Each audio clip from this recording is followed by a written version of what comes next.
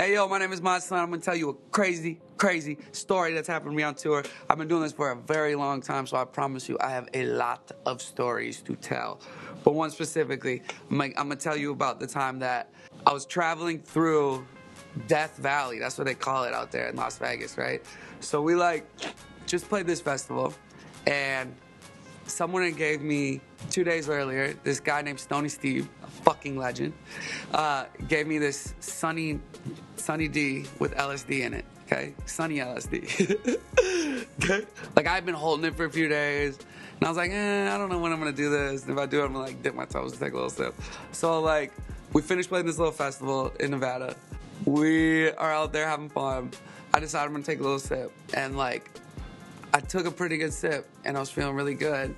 And I had somehow, within 20 minutes, forgot that the Sunny D had LSD in it. So I walked back, and I literally go and drink the whole thing, all right?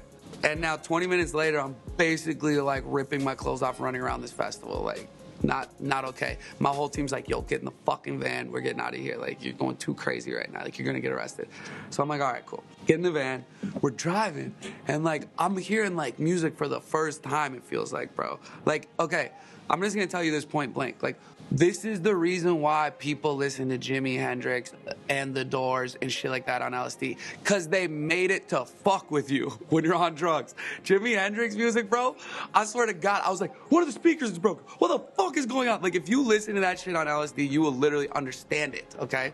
So, I'm hearing music for the first time. I'm going crazy. I'm sitting in this van, and it's Death Valley, like I said, okay? So there's no cars, no lights. All it is this sky, and it just looks like it's filled with jewels, man. It's the most beautiful stars I've ever seen. I'm pull the fuck over right now. I need to experience this. So we're okay. Again, Death Valley, no cell phone service, nothing. It's dead wasteland. And so we get out, and the one rule that they gave me was do not walk into the desert.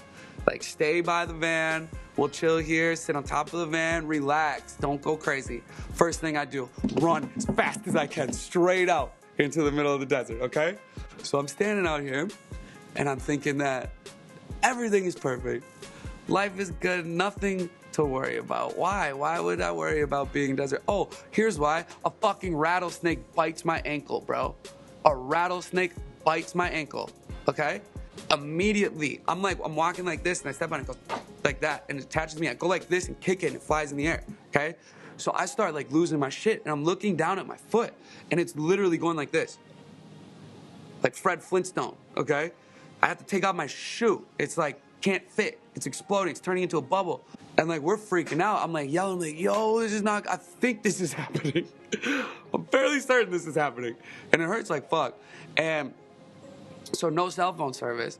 So throw me in the van, drive 120 miles an hour, holding the phone up till we can get cell phone service, call 911, and I get airlifted in a helicopter out of Death Valley with my ankle this fucking big.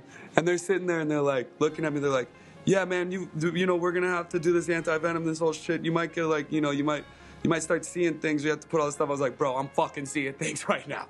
So I'm on LSD in a helicopter, bit by a rattlesnake, on my way to a hospital.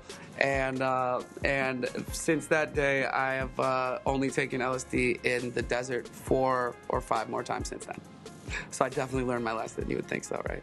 Next day, couldn't put my shoe on. Had to get off the tour. My foot was literally I'm not kidding, dude. This big. My foot was this big. I'm not kidding. Get that fucked up. So yeah, when you get bitten by a rattlesnake, don't quote me on this, but I believe about 20 minutes until you are going to really feel it and potentially die. So we probably made it with about 3 minutes to spare. Thank you, Death Valley. Thank you. Thank you, phone service somehow. Here's a wild, this is a wild story for life, okay? God, man, it's just gonna sound like everything I do is just drugs in the desert. So, Kels is shooting his album cover. He invites me down to help him out to creative direct. I got a plaque for it, what's up? And so I go down and help him out. And we're going down to shoot general admission, album, cover and layout. Well, the cover is a very beautiful painting. The inside layout, though, is all photography. And I came down to help creative direct, because I've shot videos for Machine Gun Kelly before and other people. I'm pretty good at that stuff. So I go down to the desert with them. Things are going very well. It's like we're out there at 5 a.m. Start shooting. Things are going very well. See, the best part about Kels is that, like I said, he's not a wax celebrity, so he's totally uncensored. So, like, Kels brought drugs with him. Big surprise. So we're in the desert. Kels brings drugs with him. We're killing it. But, to be honest, Kels is like, yo, so, like, we got the budget to do this thing. We got to be real serious. Like, so some of his, as the whole day he's going, we got to be real serious, take this serious. So 2 people from the big label drive down to the desert to check on us to make sure we're doing good. And this is the most classic Kels thing of all time. This is why I wish I was fucking best friends with him in high school. He goes like this all day. Mod, we gotta be cool. We gotta impress them. We gotta be very professional. As the 2 big wigs roll up, Kels runs up to their car, banging on the window. I'm on drugs! I'm on drugs! I'm on drugs! And I'm just like, are you fucking kidding me, bro? Like, everything you said goes out the window, just like that, huh? Okay, so these 2 people get out, and they're like, okay. We show them some pictures, and they're like, wow, yeah, great job. Like, this looks great. I was, like, basically checked out at this point. I was like, I've done my job. It's fucking weird. I'm in the desert. I'd wandered off with a guitar and learned how to play guitar. I found Desolation Row, and a spirit jumped inside me, and I learned how to play guitar. Dropped a rock album last year, completely underground. Look it up, Hotel Motel. I learned how to play guitar for about 4 months and then can't play anymore because the spirit jumped out of me. Anyways, that happened on the side. I'm checked out at this point. And Kels, I'm looking at him, and the 2 big wigs are standing right here.